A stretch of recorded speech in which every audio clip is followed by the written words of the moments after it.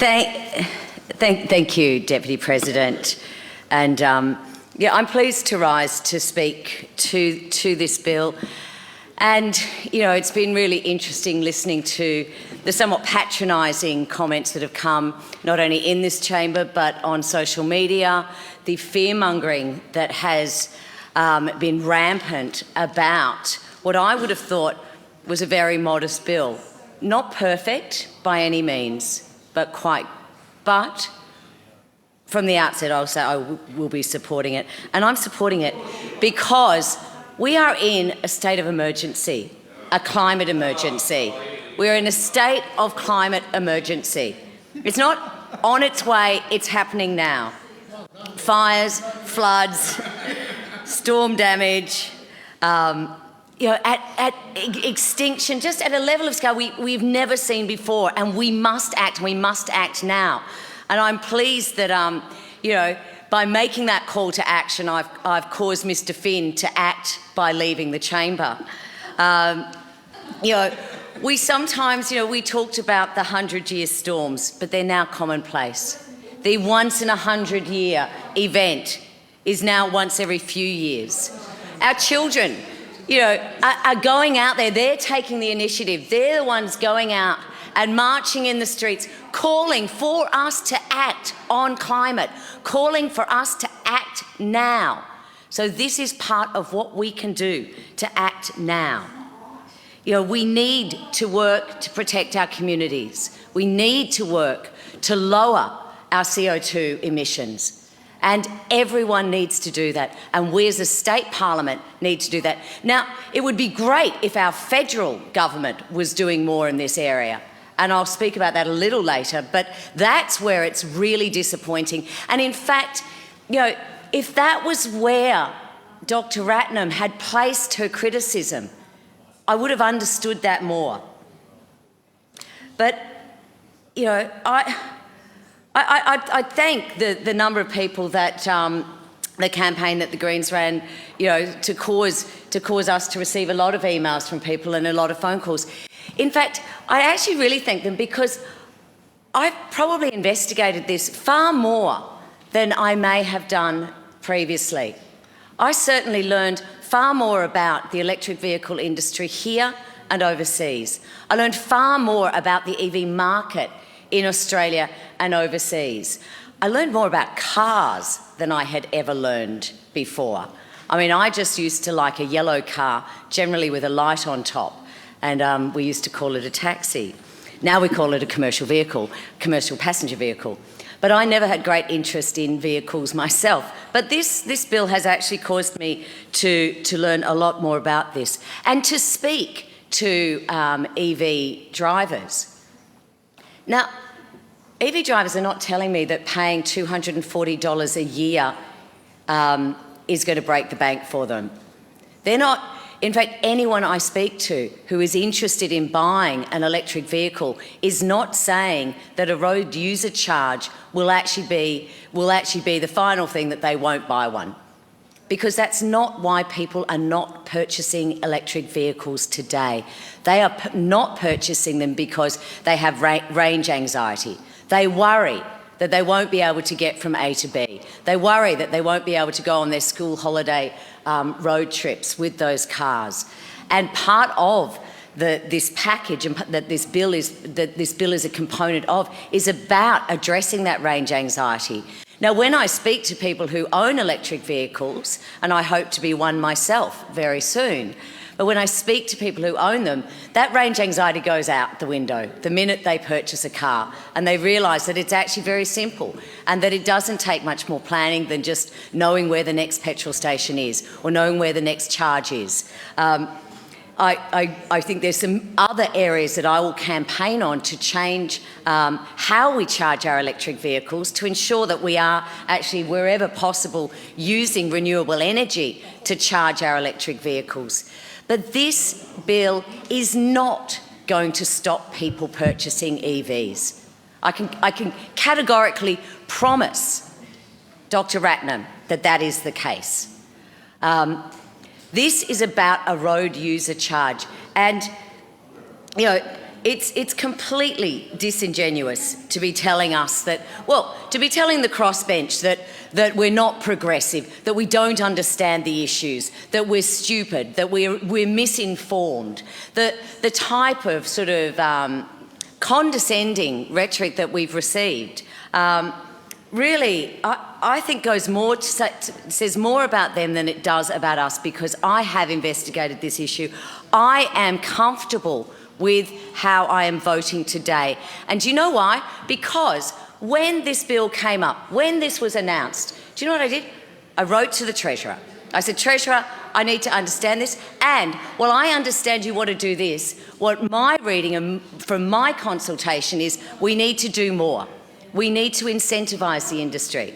So when I wrote to the Treasurer, and I believe I've made this letter public, I said that I wanted to hear more about expansion of charging stations across the state to address that perception of range anxiety. I wanted to see the government fleet purchase. I wanted to see plans and targets for how we were going to transition our government fleet from combustion to EV. Now, the government has announced that they will be purchasing 400 electric vehicles to form part of the government fleet. Now, when I spoke to Volkswagen, Hyundai, and many other car traders, they were very pleased with that, and they said that is actually what we need. That's the type of lever that we as governments can do to expand the number of EVs on the road. And that also flows into the second-hand market. As part of not just saying no and actually sitting at the grown-ups table, I spoke to the Environmental Minister about this and asked her where we were going with targets for our government fleet for EV. She assured me that they have got a business plan now, and that they will expect to be able to provide us with targets in August, September this year. And that is that's on top of the 400 that they have announced and have budgeted for now. We asked for stamp duty exemptions. We asked for registration fee waivers. We asked for toll waivers. We asked for discounts. We asked for interest-free loan programs. We asked for incentives for purchasing vehicles. And that was based on the evidence that we received. That was based on the consultations that we did. We asked, and this was at the request, and I'd be pleased to alert the House that for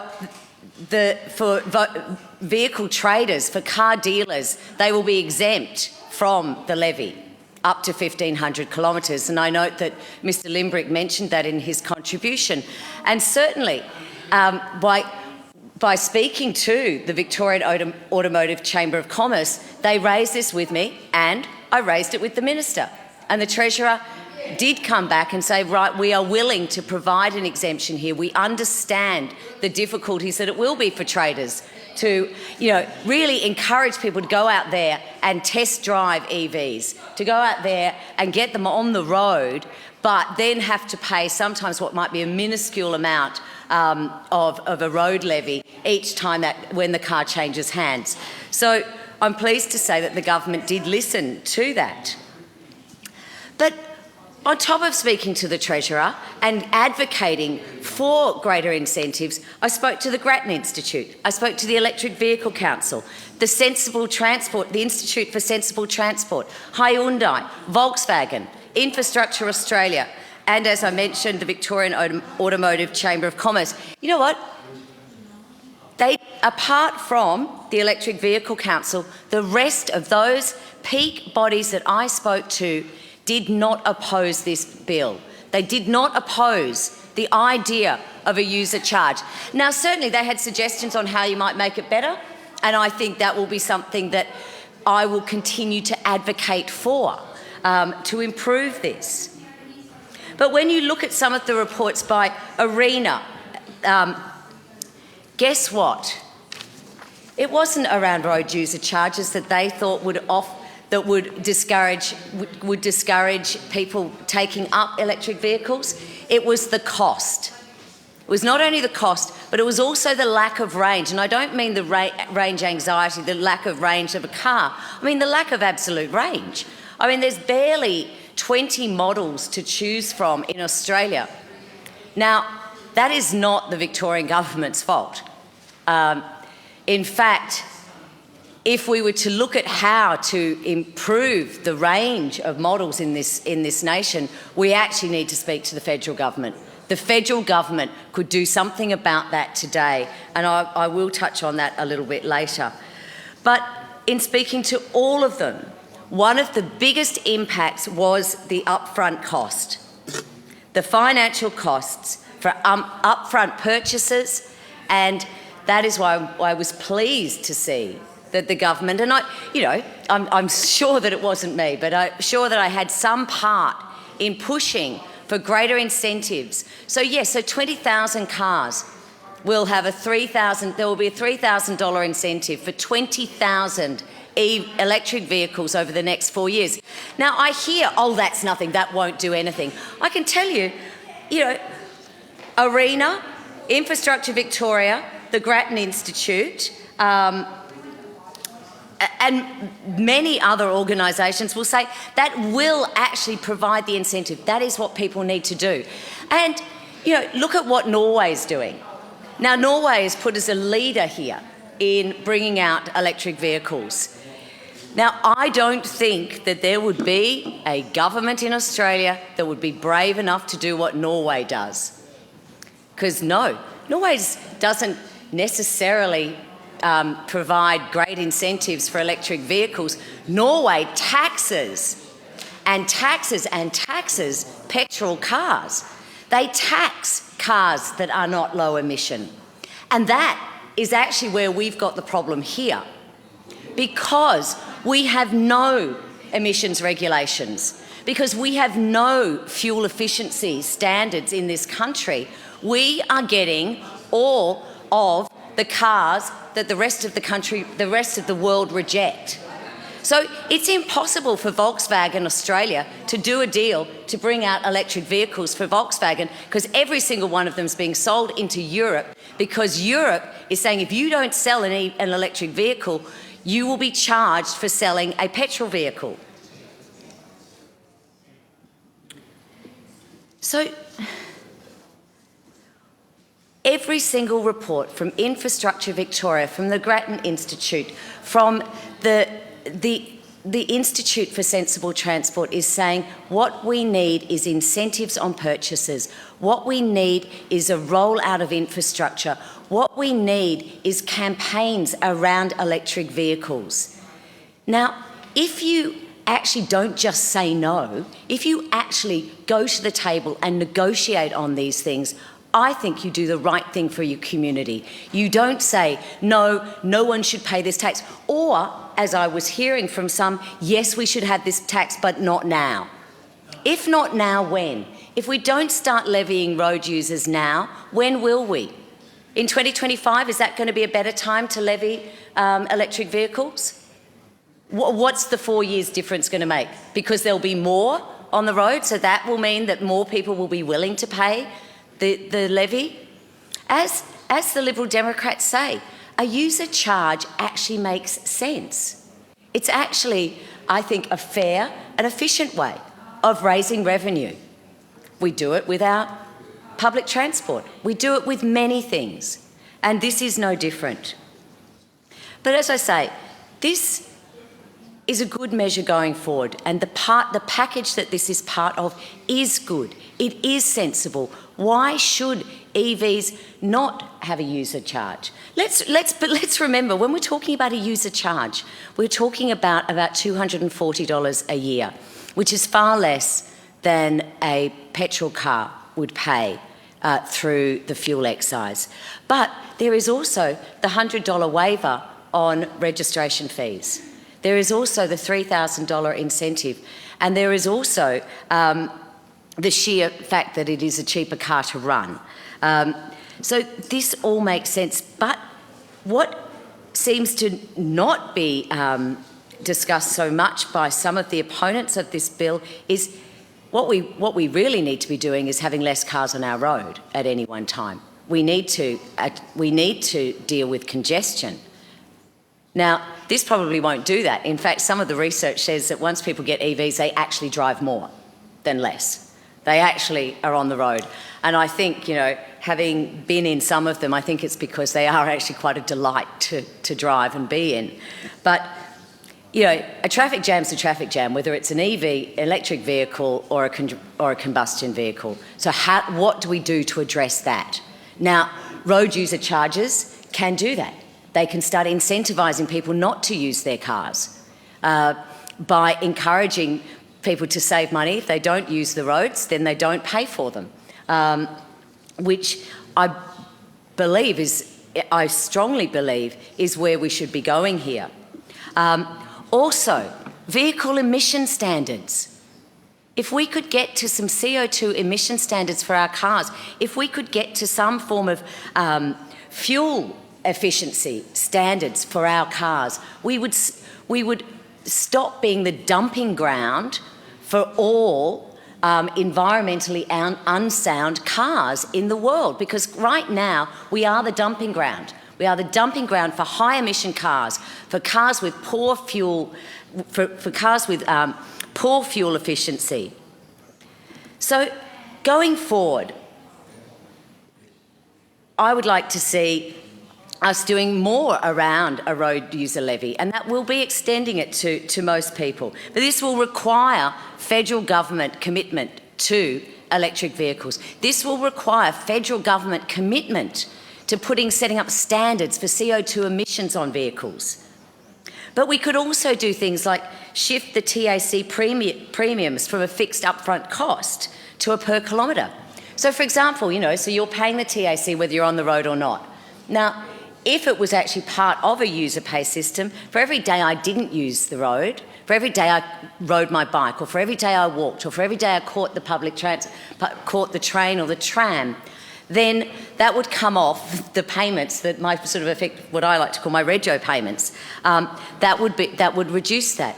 If we also looked at when we charge electric vehicles, and I think this is something that I will be looking at significantly over the next few months and over the next few years, we need to ensure that we are not fueling our electric vehicles with brown coal. And that is what we need to make certain that that's not what we do. So one way to do that is to ensure that people can charge their cars during the day when we've got renewable energies flowing into our grid. So that needs infrastructure. That probably needs planning changes so that car parks, whether work car parks, whether retail car parks, have got charging stations, have got places for people to charge during the day. I'd like to see discounts for those zero-emission vehicles that actually do charge their vehicle on renewables. There is so much more that we can build on this, but this gives us the foundations to start building on moving towards zero emissions in Victoria. And I think it is reckless for people to say, let's just not do it now because it's not good enough and it's a big old bad tax. It is a user levy. It is the way of the future. It has the support of the peak bodies here, and I understand that the industry, I understand that the Electric Vehicle Council says not now, maybe later, but when you're introducing a levy, there's never a good time. I think that this levy that will save. I like user charges, I like user pay schemes, and I actually think it is equitable and I think it's fair. And I think this bill, I would say that it's not perfect. I think the plug-in cars have got probably a bit of a bad deal out of it, but I will continue to go to the table. I will continue to knock on the government's door to work out ways to improve it. because standing on the sidelines, shouting no and saying that it's a disaster like I'm Chicken Little and the sky is falling in, is not going to make it better. It is not going to get us to zero emissions. It is not going to expand our EV fleet, which we must do, and I would encourage people to support this bill.